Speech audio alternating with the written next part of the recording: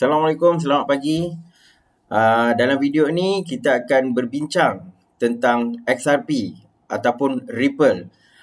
Kenapa Ripple boleh naik harga secara mendadak? Jadi saya nak bagi tahu kepada tuan-tuan dan puan-puan 3 faktor yang menyebabkan kenaikan harga Ripple baru-baru ni. Sejak akhir bulan 11 sampai sekarang lah trend tu masih berterusan.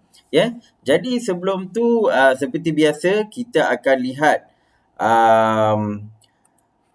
kedudukan market cryptocurrency pada hari ini. Jadi hari ni kalau kita tengok dia macam mix lah. Ada yang menurun, ada yang menaik, tapi tak ada apa-apa kenaikan atau penurunan yang signifikan lah dalam masa 24 jam Sebab kenaikan dia pun kalau ada kenaikan ataupun penurunan dia dalam 0 point something kan. Cardano ni naiklah 2.5%. Tapi sekarang ni tengok market dia agak sideways. Macam tak menentu dia nak naik ke dia nak turun. Dan saya juga nak share kepada tuan-tuan dan puan-puan on the chart, Bitcoin punya chart. Sebab saya nak bagi tahu satu perkara penting tentang harga Bitcoin ataupun trend yang berlaku dalam pasaran Bitcoin hari ini. Okey, ini adalah chart berdasarkan harian, daily chart, dan saya tengok ada satu pattern yang bagi saya dia boleh jadi dua outcome. Satu, harga akan naik secara mendadak ataupun harga akan turun secara mendadak, Jadi apa yang saya nak tunjukkan sini adalah kalau kita tengok pattern ni, let's say dari line yang saya gariskan ni, dia macam ni. Dia naik, dia seolah-olah bentuk M. Dia taklah M sangat sebab dekat yang kedua tu tinggi. Lepas tu dia ada satu lagi ni. Okey.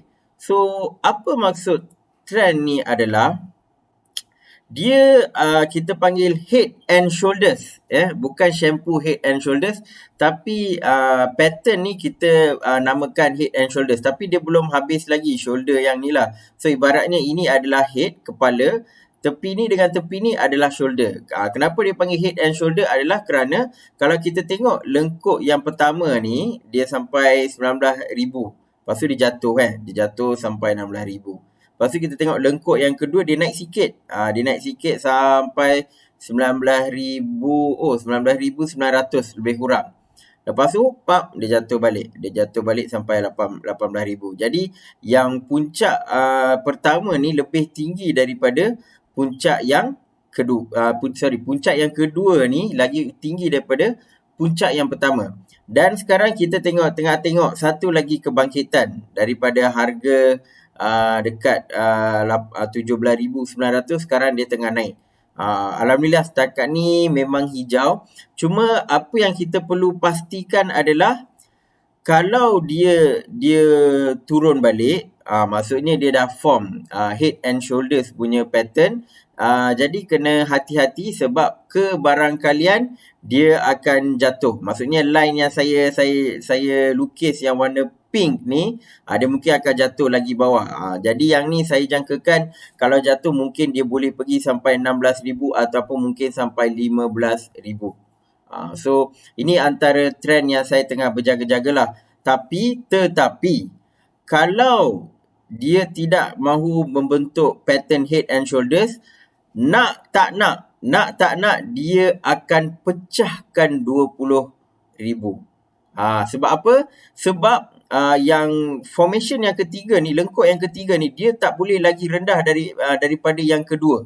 Sebab kalau dia lagi rendah je dah nampak head and shoulders. Kalau head and shoulders maksudnya bearish, market akan slow, jadi dia akan harga akan jatuh. Tapi sekarang ni ini adalah satu point yang sangat kritikal. Kalau dia turun, maksudnya saya boleh jangkakan, ini pandangan saya lah, pandangan saya, bukan nasihat kewangan, dia akan pergi mungkin sampai 16,000 ataupun mungkin serendah 15,000. Kalau naik maksudnya benda yang kita tunggu-tunggu, bila nak pecah 20,000 USD, bila nak pecah 20,000 USD, dia akan pecahkan 20,000 USD dan dia akan naik. Mungkin naik sehingga 21,000 ke macam tu. Dan mungkin akan ada penurunan sikit lah kemungkinan. Jadi ini adalah satu gerakan yang sangat penting. Antara dia akan pecahkan 20,000 ataupun dia buat satu lagi lengkuk bawah, bentuk head and shoulders, lepas tu dia akan jatuh. Jadi ini antara analisis Bitcoin in a short term yang saya nak tunjukkan kepada tuan-tuan dan puan-puan. So memang sangat kritikal lah buat masa sekarang ni. Jadi macam saya pun saya tak beli, saya hanya memerhati dulu. Adakah dia akan pecahkan 20,000 ataupun dia akan jatuh balik. Kalau jatuh balik mungkin kita nampak ada opportunity untuk beli kan, sebab nanti dia akan naik balik juga lambat laun. So ini adalah analysis on the Bitcoin punya chart. Okey, sekarang ni kita pergi kepada topik kita. Kita pergi kepada topik kita iaitu XRP. Okey, saya nak buka chart XRP ni. Okey. So kalau tuan-tuan puan-puan tengok ni XRP harga, okey. Saya buat dalam RM. Okey. So okey, izinkan saya untuk tukar dalam format USD Okey, 0.49 USD. Okey. Sekarang ni kita tengok chart ni. Okey, ini adalah carta dalam masa 24 jam lah. Harga dia dalam lingkungan 50 USD 50 sen. Lepas tu dia jatuh sikit lah. 49 sen. Tak banyak jatuh. Tapi apa yang saya nak highlightkan kepada tuan-tuan puan-puan, kita tengok trend dia dalam masa 3 bulan. For the past 3 months. So asalnya dalam bulan September harga dia dalam 20 sen lebih lah. 20 sen lebih.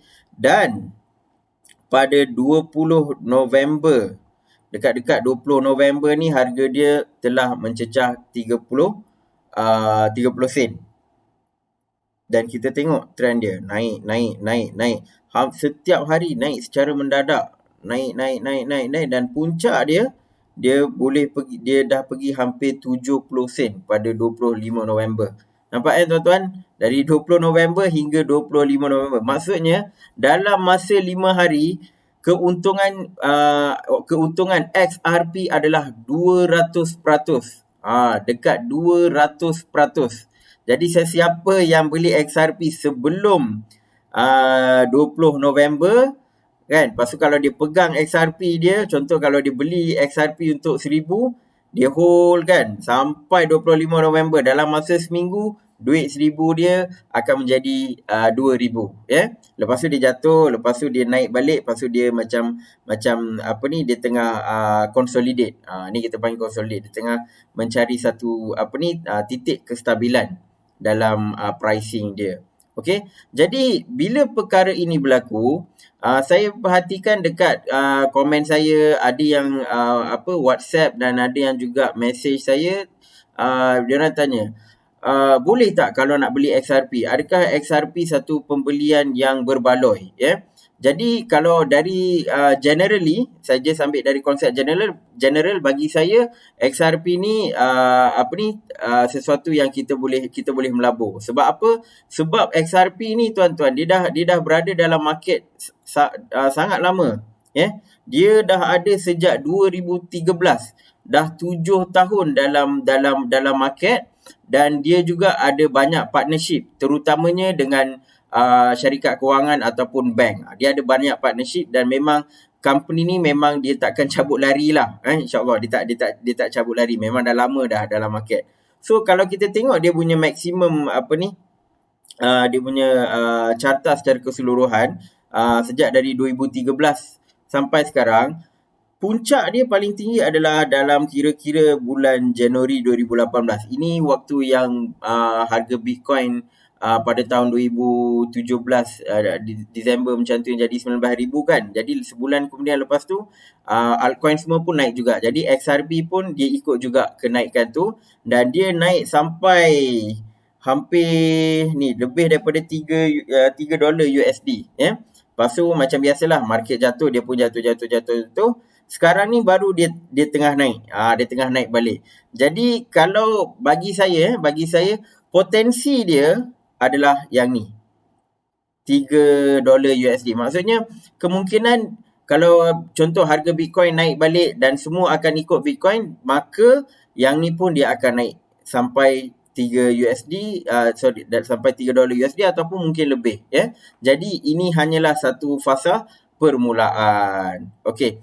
Jadi ramai yang tertanya-tanya, Ashraf, kenapa harga XRP naik? Adakah XRP pembelian baloi? Jadi untuk clarification kepada semua, ada beberapa langkah yang XRP buat dalam pasaran yang menyebabkan harga dia melonjak, ya. Yang pertamanya adalah, ini adalah bagi saya faktor yang sangat penting lah. XRP dia telah melancarkan Spark Airdrop Program. Maksudnya sesiapa yang memegang token XRP mengikut kadar yang mereka pegang akan mendapat airdrop Spark token ni, ya. So saya tunjuklah dia punya Spark token ni. Actually dia adalah sebahagian daripada program Ripple di bawah Flare Network, ya. Di bawah Flare Network. Jadi apa yang mereka lakukan adalah, okey, ini yang saya nak tunjukkan. Okey, dia buat native token. Okey, ini biasalah. Yang paling highlight ni adalah ni, Integrate Ethereum Virtual Machine, ya. Jadi tuan-tuan puan-puan, apa yang saya nak bagi tahu adalah, kalau kita tengok trend dalam cryptocurrency ni, Ethereum ni dia adalah antara yang pioneer dalam dalam create teknologi smart contract. Jadi bila dia buat smart contract, banyak projek cryptocurrency yang lain datang menggunakan nama Ethereum Killer. Maksudnya dia kata kalau Ethereum buat smart contract, kami boleh buat smart contract jauh lebih baik. Ada yang datang macam Tezos, lepas tu ada EOS kan. Tapi apa yang saya nampak adalah naratif killer ni sebenarnya tak berkesan. Sebab apa? Ethereum ni dia ada first mover advantage. Apa maksud first mover advantage? Siapa yang datang dulu, dia akan menang. Contohnya lebih kurang macam tu lah, first mover advantage. Dia ada advantage berbanding orang lain. Jadi Ethereum dia dah datang dulu, dia dah kuatkan branding dia sebagai Ethereum. Jadi bila dia dah datang dulu, dia dah buat branding apa semua, jadi dia kekal as a number one dalam smart contract lah. Tapi dalam keseluruhan pasaran, dia masih di bawah Bitcoin. Tapi kalau kita ambil konsep smart contract, dia masih yang pertama. Walaupun dia ada beberapa challenges apa semua, tapi Ethereum sentiasa menambah baik platform mereka, ya. So XRP pula dia di tangga ketiga, dia bawah Ethereum. So bila XRP nampak, dia nampak naratif Ethereum Killer, naratif nak membunuh-bunuh ni tidak berapa sesuai. Dan apa yang mereka mengambil pendekatan adalah, okey, apa kata kita collaborate dengan Ethereum. Jadi atas dasar itu mereka pun launch Flare Network dan juga dia buat airdrop token. Sebab apa? Sebab dia nampak dalam Ethereum ni ada satu konsep yang kita panggil DeFi, Decentralized Finance. Ya, dia boleh berlaku di mana-mana smart contract punya platform, tapi DeFi sangat hot di Ethereum. Jadi XRP dia nak leverage, dia nak ambil manfaat melalui program DeFi tu, jadi dia pun buatlah Spark Airdrop. Sebab apa? Sebab dia nak participate dalam dalam DeFi punya program, ya. Jadi itulah antara tujuan yang dia buat satu lagi token bernama Spark. Jadi sesiapa yang memegang XRP, mereka akan mendapat Spark token jugalah, ya. So ini just saya nak tunjuklah dia punya website yang Flare Network. So jadi faktor nombor pertama adalah bila mereka launch Spark airdrop program dan juga Flare Network ni, secara internalnya mereka menaikkan confidence pelabur-pelabur untuk memegang ataupun membeli XRP. Itu adalah faktor dalaman. Okey, dan dia ada lagi satu faktor. Faktor kedua adalah faktor luaran. Okey, jadi apa yang berlaku adalah kita kena faham juga, pada tahun lepas Ripple telah melakukan pelaburan atas satu company bernama MoneyGram. Kalau tuan-tuan tahu macam Western Union yang buat money transfer, Jadi MoneyGram ni adalah macam Western Union. Kalau tak silap saya, dia dalam kedudukan kedua ataupun ketiga lah. Tapi Western Union is the top. So kalau tak silap saya, MoneyGram adalah berada di tangga yang kedua. Jadi Ripple dia sebab Ripple ni antara use case XRP ni adalah untuk melakukan money transfer. Jadi dia pun partner dengan MoneyGram dan dia ada beli saham MoneyGram juga. Dan apa yang berlaku adalah harga stock market MoneyGram ni dia naik secara bukan secara mendadak lah. Maksudnya dia naik dari harga $3 USD something kepada harga $7 USD. Jadi kenaikan dia hampir 2 kali ganda. Jadi apa yang Ripple buat bila dia nampak dia dapat profit melalui pelaburan dia kepada atas MoneyGram, dia jual portion of stake saham dia. Kalau tak silap saya dalam 8 juta USD dia jual dan dia pump balik dalam dia bukan pump balik lah, dan dia gunakan duit tu untuk improvisekan Ripple dan juga XRP lah. Jadi ini adalah faktor yang kedua, sebab bila MoneyGram naik, automatically dia dapat gunakan keuntungan dia untuk menaikkan juga XRP, ya. Dan juga ini adalah faktor ketiga. Bagi saya yang ni tak adalah besar sangat, tapi dia juga memainkan peranan, ya. So dalam bulan Oktober macam tu kalau tak silap, sebenarnya dah lama dah cerita yang ni. Tapi dalam bulan Oktober lah saya nampak Ripple ni dia dah mula melakukan satu program baru ataupun penambahbaikan, sebab Ripple ni dia nampak use case dia adalah hanya sebagai money transfer je. Pindahkan macam token XRP kepada orang lain kan. Dia lebih nampak kepada pertukaran wang. Dia sama macam Western Union lah kan, tapi dia buat dalam blockchain. So apa yang dia buat adalah dia juga mengenalkan program baru iaitu program pinjaman kewangan. Macam bank boleh bagi pinjaman kewangan, sama juga dengan XRP. Dia pun boleh buat pinjaman kewangan. So apa yang dia buat, ini contoh. Contoh saya ada perniagaan kecil. Mungkin tak tahu nak fikir apa. Mungkin pakaian lah, perniagaan pakaian. Jadi saya punya supplier ni dekat Indonesia, contoh dekat Bali lah kan, contoh Bali ke orang beli pakaian ke Medan? Medan. Sorry Medan. So let's say supplier saya dekat Medan. Jadi kalau saya nak buat pembayaran, saya fikir alamak dari RM nak tukar kepada rupiah, nak bayar dekat dia pula kan. Lepas tu saya pula tak ada duit nak bayar supplier. Jadi apa saya buat? Saya akan meminjam XRP. Dan mungkin kebetulan supplier saya juga comfortable untuk menerima pembayaran dalam bentuk XRP. Jadi saya akan pinjam dan macam biasalah, macam bank juga dia mungkin ada peratusan faedah ataupun interest yang dia akan kenakan. Jadi saya akan pinjam XRP dan saya akan bayar XRP kepada supplier saya di Indonesia. Jadi ini juga antara features baru ataupun use case baru yang pihak Ripple perkenalkan kepada user-user, yang mana dia pun boleh juga buat macam bank, boleh juga pinjamkan wang. Sebab apa? Sebab dia dah ada liquidity pool dia yang sendiri. Sebab kalau kita nak bagi pinjam duit dekat orang, kita kena ada duit. Kita kena ada duit yang banyak ataupun kita kena ada liquidity.